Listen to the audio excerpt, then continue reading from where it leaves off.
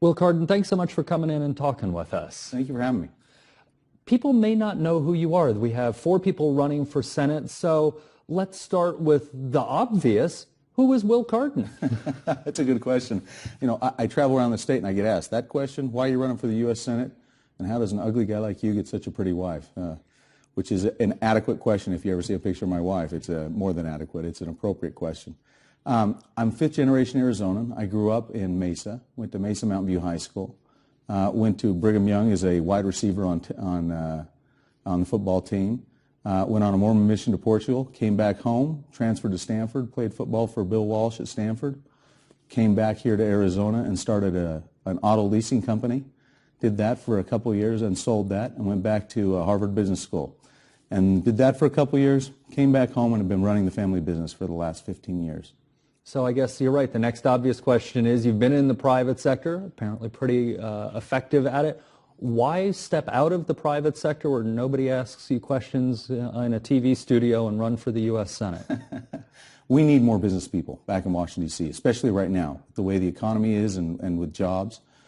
In the U.S. Senate, according to my research, there are only 15 senators out of 100 that have been in business before. Only 2 of those senators have been in business in the last 10 years.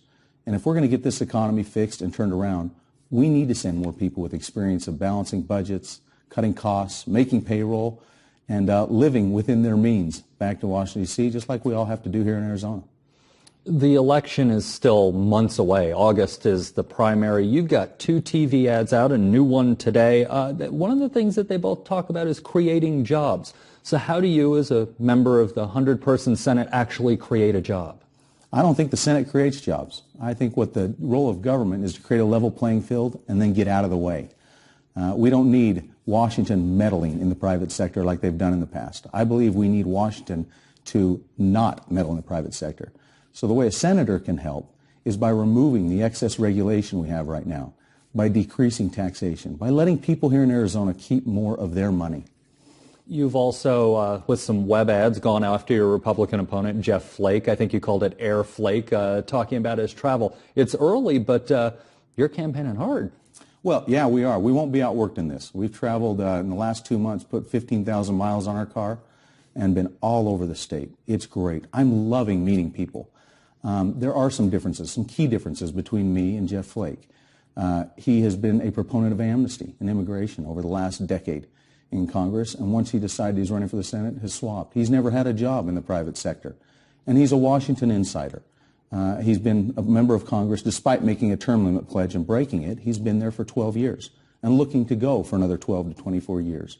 And I think we need outsiders in Washington, D.C. right now, not people who have made deals behind the scenes, who enjoyed the special perks. We need people who go to Washington and say, it's time to end the special lifestyle that most people in Congress go to enjoy back there. And so we need business people to go back, do some public service, and then come back home. One of the big parts of campaigning is fundraising. You've put a lot of money into your own campaign. At the end of last year, which is the last report we saw, you put $1.2 million of your own money in. Why put that much of your own pocket into the campaign? It's that important to me. We are out raising money with all kinds of people and had great support. In fact, we raised $400,000 in the first 3 weeks we ran for office. We're having more and more people come on board. We have people in Phoenix, business leaders. Jerry Colangelo has left Jeff Flake's Finance Committee and come over and publicly endorse. We've had 20 other people do that.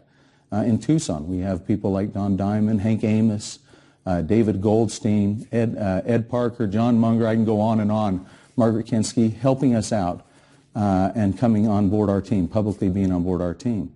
Our message resonates.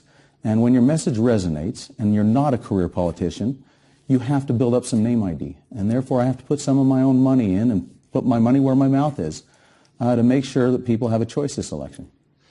In talking with you and in your ads, again, jobs seem to be the thing you're talking most about now. Is that the #1 issue, or is there something else that, as a senator, you want to deal with? I think that is the #1 issue right now. People are hurting. I mean, it's tough out there. Anyone who's in business knows how tough it is. We've had pay cuts over the last few years. It's when you lose a job, it's tough to find one. And that is what we need to get going right now. And to send people back to the Senate who've never had that experience is Einstein's definition of insanity, doing the same thing over and over and over again, expecting a different result. So jobs would be my top priority going back to the Senate. And fortunately for me, it's in my wheelhouse. It's something I understand, something I've done. Our family business hasn't had any debt. It was started here in Tucson, by the way, in 1932.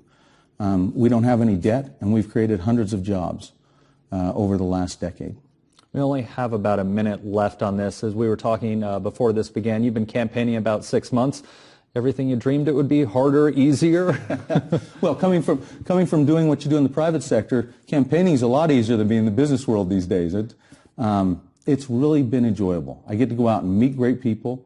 The message, like I said, of a businessman, an outsider, and someone who's consistently conservative on the issues has been resonating all over the place. I mean, we are winning straw poll after straw poll with the grassroots, and then the business community understands it.